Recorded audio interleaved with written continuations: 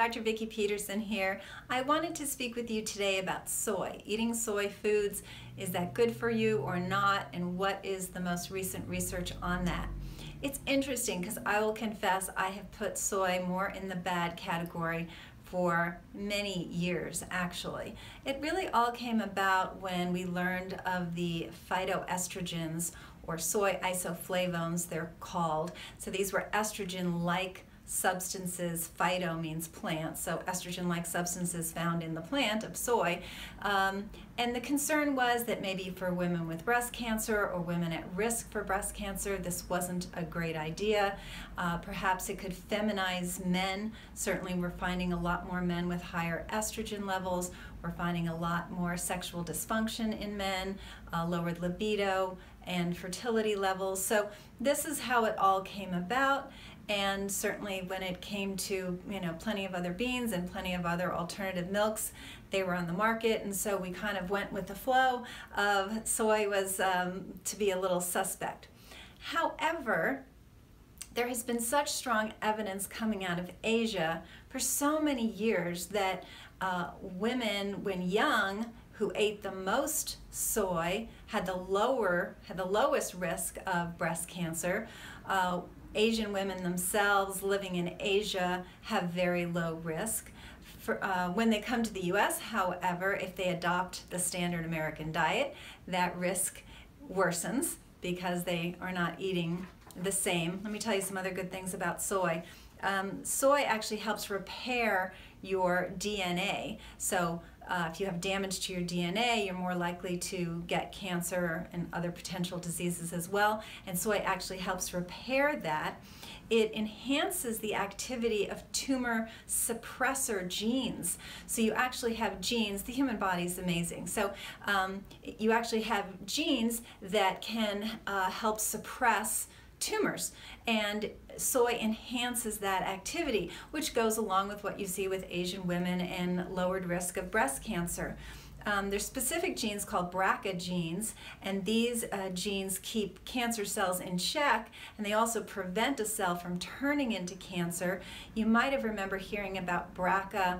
Angelina Jolie kind of brought it to our households when she decided she has a mutation of the BRCA gene, and that's capital BRCA is how they shorten that. And so she has a mutation. Her mother had breast cancer, and the mutation puts you at a very high risk for developing breast cancer. She decided to undergo a double mastectomy, so you might have heard about the BRCA gene then. So, but the BRCA gene itself is very protective against cancer. It's the mutation that she and her mom had, and women can have, that really increases their risk. But soy phytoestrogens in research have been found to turn back on the protection of BRCA genes by upregulating, meaning increasing their expression by up to 1,000%. So there's all this good information about soy, research-wise, and then there was this sort of niggling doubt of, but what about this? What about the fact that it's a phytoestrogen and the negative parts of estrogen? So the conclusion to this mystery is very simple, and that is that the human body has estrogen receptors of two types, both alpha and beta. And the alpha receptors are where sort of the bad estrogen, if you will, they bind to those receptors, and it's the alpha receptors that can increase your risk of cancer and increase your risk of growth of tumors, etc.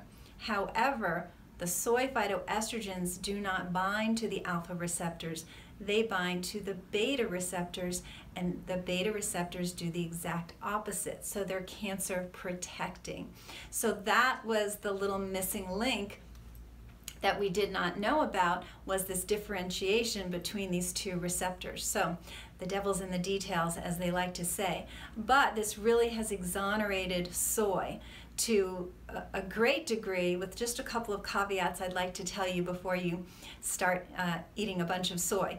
And that is, we definitely want it in its whole form.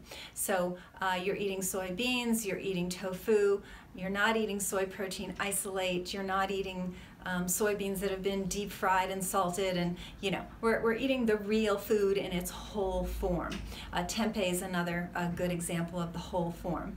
The other thing is the GMO aspect of things. So what's occurred is the soy crop, very much for animals like pigs and chickens and cows, that soy crop is over 90% GMO. The food crop, not as high, but still there's a GMO in the human food crop as well. So what I really want you to do is avoid GMO and just stick with the organic. It's much safer because they did find that the residues of glyphosate, so that is the herbicide that's sprayed on crops, Monsanto's Roundup.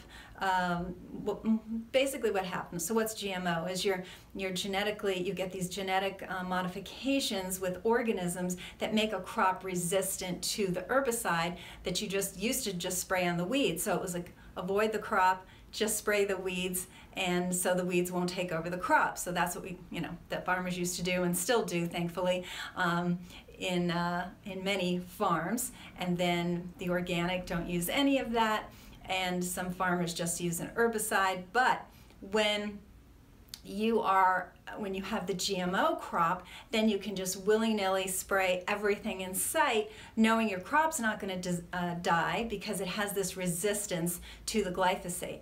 So that's fine, it's not dead. However, it has a lot of residues on it of this glyphosate, which some people are considering a carcinogen.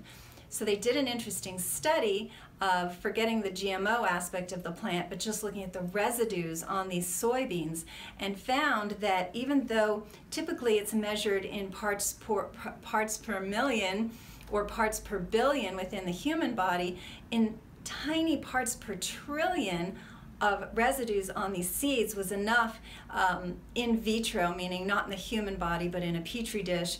They took breast cancer cells and found these residues would increase the rate of growth of the breast cancer cells in a petri dish. So better safe than sorry, and avoid the glyphosate, meaning stick with organic soy, but then enjoy the benefits of soy, of which there are many. We've known about that for a long time, and now we need to be much less nervous about what we've been sort of worried about that really wasn't validated based on those receptors I told you about earlier. So I hope this was informative, and if your health is not the way you want it to be, I would love to help. That's why I'm here. Here at Root Cause Medical Clinic, we help the world's busiest people regain, retain, and reclaim their health, energy, and resilience. I would love to help you. Feel free to reach out for a free consultation, either over the phone or in person. Give us a call. The number here is 408-733-0400. I also just wrote a blog on this same topic, so you can go to the website, rootcausemedicalclinic.com, and see the references, and if you want to get into it a little deeper, that information is available for you. So I'll see you soon.